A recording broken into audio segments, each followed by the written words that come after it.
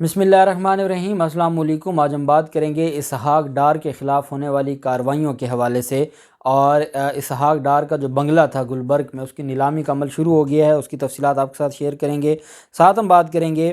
جو اسحاق ڈار کی نشست خالی ہے سینٹ میں، اس کے اوپر بھی بڑی کارروائی شروع کر دی گئی ہے حکومت کی طرف سے، وہ بھی میں آپ کے ساتھ شیئر کروں گا۔ اور جو اس میں الیکشن کمیشن کی طرف سے جو ترمیمی ایکٹ ہے، اس کے حوالے سے جو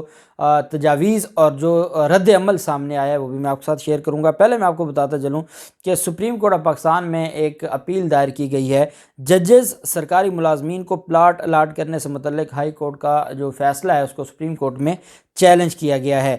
یہ جو سرکاری الاٹیز تھے، انہوں نے سپریم کورٹ میں اپیل دائر کی ہے اسلام آباد ہائی کورٹ کے فیصلے کے خلاف۔ درخواست میں کہا گیا ہے کہ اسلام آباد ہائی کورٹ نے آج خود نوٹس لیتے ہوئے سرکاری افسران کو پلاٹوں کی الاٹمنٹ منسوخ کرنے کی تھی۔ آئین کے تحت ہائی کورٹ کو از خود نوٹس لینے کا کوئی اختیار نہیں ہے، نہ ہی یہ عدالت پلاٹوں کی الاٹمنٹ منسوخ کر سکتی ہے۔ انہوں نے کہا کہ سپریم کورٹ زمینوں کے حصول کے نقطے پر پہلے ہی اصول وضع کر چکی ہے۔ فیصلہ دیتے وقت ہائی کورٹ نے عدالت عظمیٰ کے وضع کردہ اصولوں کو بھی مد نظر نہیں رکھا۔ درخواست گزار الاٹیز نے اسلام آباد ہائی کورٹ کا فیصلہ کالعدم قرار دیتے ہوئے الاٹمنٹ بحال کرنے کی استدعا کی اور کہا کہ کیس سیکٹر F14 اور 15 کی الاٹمنٹ منسوخ کرنے کا نہیں تھا۔ 3 فروری 2022 کو اسلام آباد ہائی کورٹ نے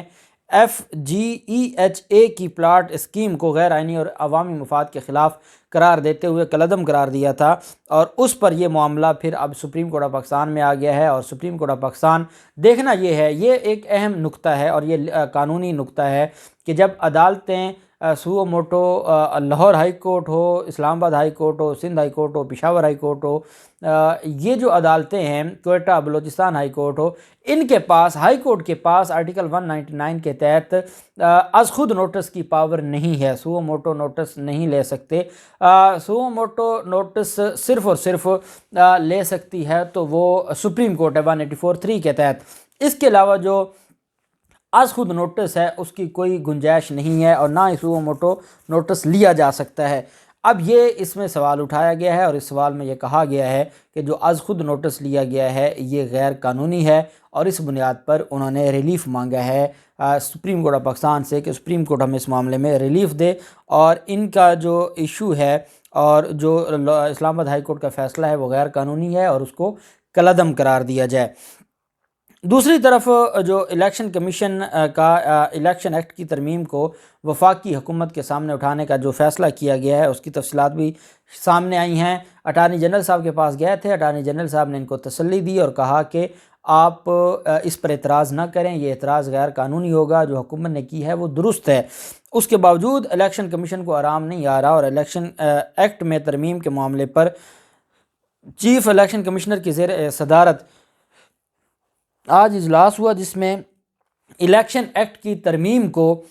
وفاقی حکومت کے سامنے اٹھانے کا فیصلہ کیا گیا ہے، اور کہا یہ گیا ہے کہ الیکشن ایکٹ کی ترمیم کو ہم وفاقی حکومت کے سامنے اٹھائیں گے۔ الیکشن کمیشن کی جانب سے وفاقی حکومت کو خط لکھا جائے گا۔ الیکشن ترمیم میں آئین اور قانون کی خلاف ورزیوں کی نشاندہی کی جائے گی، جبکہ اجلاس میں الیکشن کمیشن کا سیاسی جماعتوں سے بھی مشاورت کا فیصلہ کیا گیا ہے۔ قانون بنانا ہے پارلیمنٹ کا کام، قانون آرڈیننس سے آئے یا قانون as a act of parliament آئے، اداروں کا کام ہے ان کے اوپر عمل درآمد کرنا۔ اب اگر ادارے خود ہی مشاورت کرنے بیٹھ جائیں، اور وہ بھی اپوزیشن سے مشاورت کریں کہ جن کی وجہ سے جو پہلے قانون کوئی پاس نہیں ہونے دیتی، اور اگر انہی سے اداروں نے ڈائریکٹ مشاورت کرنی ہے، تو پھر یہ میں نہیں سمجھتا کہ یہ جمہوری تقاضے پورے کیے جا رہے ہیں اداروں کی طرف سے۔ اداروں کا کام ہے کہ جو قانون ان کے سامنے آ جائے، یہ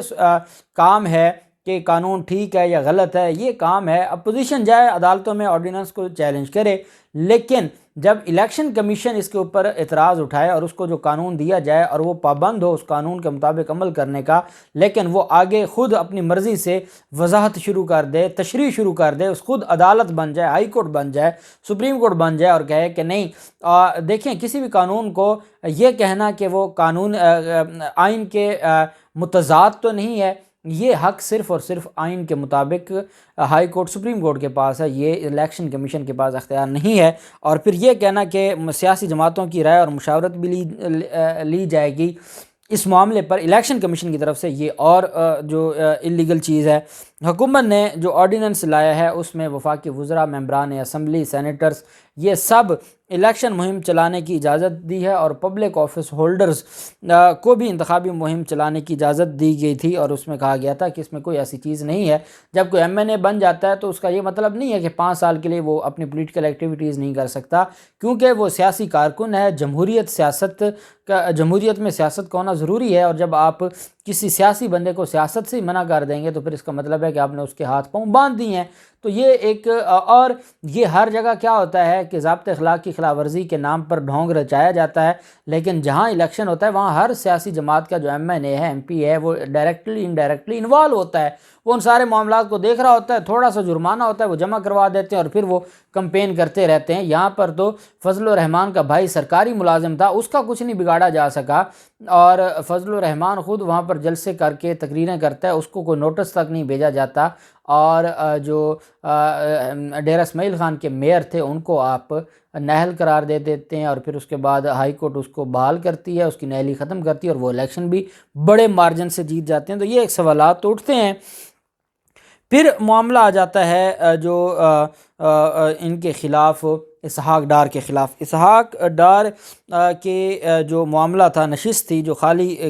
جو ہے پڑی ہے، ابھی تک انہوں نے حلف نہیں اٹھایا، اور چیئرمین سینٹ نے بھی ان کو نو بول دیا ہے۔ الیکشن کمیشن میں الگ سے ریفرنس پینڈنگ ہے، اور آرڈیننس کے مطابق اس نے اسپیسیفک ٹائم کے اندر اگر وہ حلف نہیں اٹھاتے تو اس کے بعد وہ اس کی جو سیٹ ہے وہ ختم ہو جائے گی۔ اب حکومت کی طرف سے جو مطالبہ کیا گیا ہے، اور حکومت کی طرف سے جو سینٹ میں قائد ایوان ہیں شہزاد وسیم، جو پاکستان تحریک انصاف کے رہنما ہیں، انہوں نے خط لکھا ہے چیئرمین سینٹ کو اور چیف الیکشن کمشنر کو، اور خط میں پاکستان مسلم لیگ نون کے سینئر رہنما اسحاق ڈار کی نشست خالی قرار دینے کی استدعا کی گئی ہے۔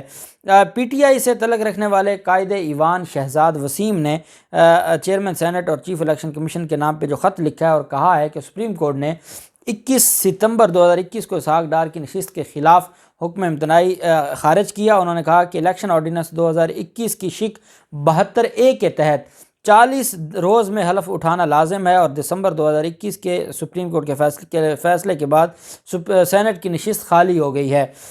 قائد ایوان نے استدعا کرتے ہوئے کہا کہ الیکشن کمیشن اسحاق ڈار کی نشست خالی قرار دے تاکہ نئے انتخابات کے لیے شیڈول جاری کیا جا سکے۔ فیصل وافڈا کو نااہل کیا جاتا ہے، اور فی الفور الیکشن کمیشن الیکشن کی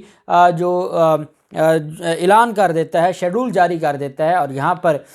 دسمبر میں ان کو فارغ کیا جاتا ہے سپریم کورٹ کی طرف سے، اور اگر ان کا نوٹیفیکیشن جب ان کا نوٹیفیکیشن الیکشن کمیشن نے جاری کیا ہے تب سے اب تک 40 روز سے تو زائد گزر گئے ہیں، اور وہ آرڈیننس جو ہے اس کے مطابق یہ ساری چیزیں دیکھنی تھیں، لیکن بدقسمتی یہ ہے کہ الیکشن کمیشن اب وہ کام نہیں کرتا جو حکومت یا ریاست کے لیے، بلکہ وہ ہمیشہ اپوزیشن کے لیے کام کرتے ہیں۔ چیئرمین صادق سنجرانی نے بھی ان کی درخواست مسترد کی تھی، اور اب ان کی طرف سے یہ معاملہ سامنے آیا ہے پاکستان تحریک انصاف کی طرف سے، اور انہوں نے یہ کہا ہے کہ ان کی جو نشست ہے، اور اس پر باقاعدہ چیئرمین سینٹ کو بھی ریفرنس بھیج دیا گیا ہے اور چیف الیکشن کمشنر کو بھی بھیج دیا گیا ہے کہ اسحاق ڈار کو فارغ کریں، ان کو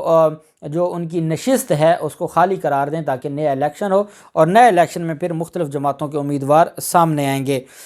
پھر معاملہ آ جاتا ہے، اور یہ اسحاق ڈار کے خلاف گلبرگ بنگلے کی نیلامی کا عمل شروع کر دیا گیا ہے۔ آپ جانتے ہیں کہ اسحاق ڈار کی بیوی نے درخواست دائر کی تھی جب احتساب عدالت کی طرف سے ان کے بنگلے کو نیلام کرنے کا حکم جاری کیا گیا تھا، اس کے خلاف اسحاق ڈار کی بیوی نے ایک پٹیشن فائل کی تھی، اور 2 سال سٹے لے کر وہ انجوائے کرتی رہی، لیکن بالآخر وہ جو بنگلہ ہے اب وہ سرکار کے پاس ہے۔ اسلام آباد ہائی کورٹ سے ان کا سٹے خارج ہو گیا تھا، اور اب جو نیب لاہور نے اسحاق ڈار کے گلبرگ بنگلے کی فوری فروخت کے لیے کمشنر کو مراسلہ لکھ دیا، جس میں بنگلے کی فروخت کے لیے ڈی سی لاہور کو سرکاری سطح پر ہدایات جاری کی گئی ہیں۔ بنگلے کی کل مالیت 250 ملین تک شمار کی جا رہی ہے۔ اثاثہ جات کیس میں نیب لاہور کی جانب سے اسحاق ڈار کے خلاف یہ دوسری بڑی ریکوری ہوگی۔ نیب اس سے قبل اسحاق ڈار کے اکاؤنٹ سے 50 کروڑ ریکور کرا کے قومی خزانے میں جمع کروا چکا ہے۔ اسحاق ڈار سے 50 کروڑ پہلے ریکور ہو چکا ہے، اور یہ 250 ملین کا جو گھر ہے یہ بھی ایک بہت بڑی ریکوری ہوگی۔ اسحاق ڈار کی کرپشن ریفرنس میں عدم پیروی پر دسمبر 2017 میں اس کو مفرور قرار دیا گیا تھا۔ ریفرنس میں ظاہر جائیدادیں بھگ کے سرکار ضبط کرنے کے احکامات جاری کیے گئے تھے۔ ملزم کی اہلیہ نے 2020 میں بنگلے کی فروخت پر اسلام آباد ہائی کورٹ میں ریٹ فائل کی تھی اور اسلام آباد ہائی کورٹ سے ریلیف لیا تھا، لیکن ریٹ کی تنسیخ کے بعد، خارج ہونے کے بعد، نیب کی جانب سے یہ اہم پیش رفت سامنے آئی ہے اور کمشنر لاہور کو یہ کہا گیا ہے کہ جلد از جلد ڈپٹی کمشنر کو حکم جاری کیا جائے، وہ ان کے بنگلہ کی نیلامی کا جو پروسیس ہے اس کو مکمل کرے اور اس کی جو مالیت ہے جتنے میں یہ بکے گا وہ ریاست کے پاس پیسہ آئے گا اور ریاست کے بزنس جو ریاست کا کے اکاؤنٹس ہیں اس میں آئے گا، ریاست کے خزانے میں آئے گا، عوام الناس کے پاس آئے گا اور فائدہ ہوگا ریاست اور عوام کا۔ یہ میں سمجھتا ہوں کہ یہ بڑی ریکوریاں ہیں جو کی جا رہی ہیں شریف خاندان کے خاص لوگوں کے خلاف۔ کچھ نکل آئے اور تقریباً دیکھیں نا 50 کروڑ پہلے لیا ہے، 250 ملین اب آ جائے تو یہ اچھی خاصی ایک اماؤنٹ ہے جو اسحاق ڈار سے ریکور ہو چکی ہے۔ مزید بھی انشاءاللہ ہم امید کرتے ہیں۔ کون سوچتا تھا کہ اسحاق ڈار سے 1 ارب کے قریب ریکور ہوگا؟ کون سوچتا تھا کہ باقی جو بڑے بڑے ملزمان ہیں ان کے خلاف کاروائیاں ہوں گی، ملک ریاض کے خلاف کاروائیاں ہوں گی اور وہ اربوں روپے سپریم کورٹ میں جمع کروائیں گے؟ تو یہ چیزیں بہتری کی طرف جا رہی ہیں، ماضی میں ایسا نہیں ہوتا تھا۔ ہاں ابھی بھی بہت خامیاں ہیں، لیکن ان خامیوں کو ساتھ ختم کرنا ہے اور ہم نے جو قدم اٹھانا ہے اپنے ملک کی ترقی کا اور اپنے ملک کی خوشحالی کے لیے ہم نے قدم اٹھانا ہے، اور میں یہ سمجھتا ہوں کہ انشاءاللہ وہ وقت دور نہیں ہے جب ہم دنیا کی ان قوموں میں ہمارا شمار ہوگا جو ترقی یافتہ ہوں گی۔ اللہ پاک پاکستان کا حامی و ناصر ہو۔ بہت شکریہ۔ اللہ حافظ پاکستان۔